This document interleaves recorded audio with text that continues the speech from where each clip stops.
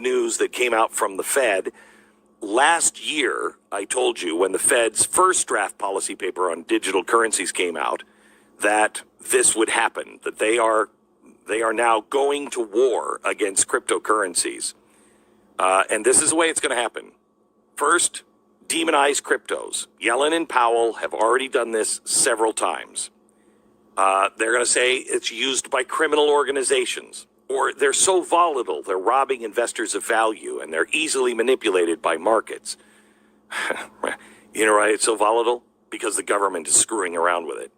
They're not secure, it can be hacked. Billions of people's investments have been lost or stolen, and so they have to regulate it. They are already requiring investment platforms now, Coinbase and Crypto.com, to report all transactions to the IRS, and they're moving under the SEC for formal investor reporting requirements as if they were publicly traded stocks. Then the next step is to release the Federal Reserve digital currency and make payments by other currencies illegal. This is what they're going to do. I outlined this, over a year ago on the program, and it is also in the book, and you're seeing it happen now in real time. So why would they do this? Because you cannot print this kind of money without having absolute control over how it is spent. This is where people are missing it. They'll say, oh, this is great. It's, you know what? It's going to balance the playing field, and it'll get rid of all those bad banks.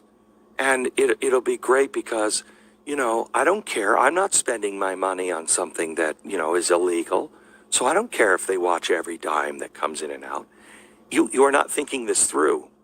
You don't understand modern monetary theory, which we are now operating under, which is print as much money as you want. And when inflation happens, don't worry, you can control the price by controlling the money that is spent. And to do that, they must have access to your account. They must be able to shut your account down and be able to have you not buy, hey, meat is really expensive. You know what? Your digital coins are not going to work at the supermarket for meat, except for this meat or this amount of meat. You know what? We have people hoarding stuff. And this is Aaron Russo, a filmmaker and former politician. To his left is Nicholas Rockefeller of the infamous Rockefeller banking and business dynasty. After maintaining a close friendship with Nicholas Rockefeller, Aaron eventually ended the relationship, appalled by what he had learned about the Rockefellers and their ambitions. I got a call one day from an attorney woman I knew, and she said, would you like to meet one of the Rockefellers? I said, sure, I'd love to. And we became friends, and he began to divulge a lot of things to me. So he said to me one night, he said that there's going to be an event there, and out of that event, you're going to see we're going to go into Afghanistan, so we can run pipelines from the Caspian Sea. We're going to go into Iraq to take the oil and establish a base in the Middle East, and we're going to go into Venezuela and try and get rid of Chavez. And the first two they've accomplished. Chavez they didn't accomplish. And he said you're going to see guys going into caves looking for looking for people that they're never going to find. He was laughing about the fact that you have this war on terror. There's no real enemy. He's talking about how by having this war on terror, you can never win it because it's an eternal war. And so you can always keep taking people's liberties away. And I said, how are you going to convince people that this war is real? He said, but the media. The media can convince everybody it's real. I mean, it's just that you keep talking about things. You keep saying it over and over and over again, and eventually people believe it. You created the Federal Reserve in 1913 through lies. You create 9/11, which is another lie. Through 9/11, then you're fighting a war on terror, and now all of a sudden you go into Iraq, which was another lie, and now they're going to do Iran. And it's all one thing leading to another, leading to another, leading to another. Now, I would say, what are you doing this for? What's the point of this thing? You have all the money in the world you ever want.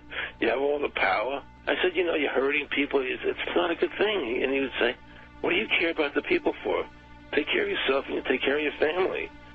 And then I said to him, what are the ultimate goals here? He said, the ultimate goal is to get everybody in this world chipped with it.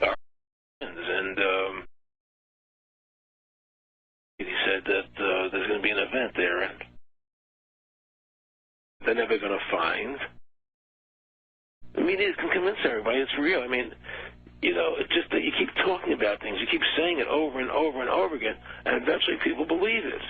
You know, you created the Federal Reserve in 1913 through lies. You create 9/11, which is another lie.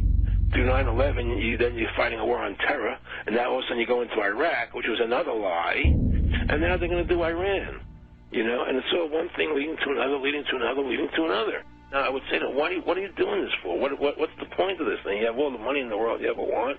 You have all the power. I said, you know, you're hurting people. It's not a good thing. And he would say, what do you care about the people for? Take care of yourself and you take care of your family. And then I said to him, what are the ultimate goals here?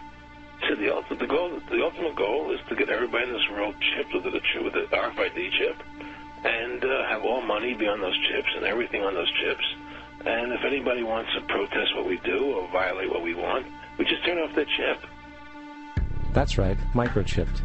In 2005, Congress, under the pretense of immigration control and the so-called war on terrorism, passed the REAL ID Act, under which it is projected by May 2008, you will be required to carry around a federal identification card, which includes on it a scannable barcode with your personal information.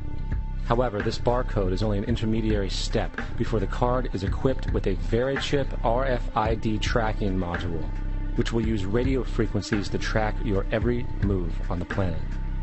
If this sounds foreign to you, please note that the RFID tracking chip is already in all new American passports.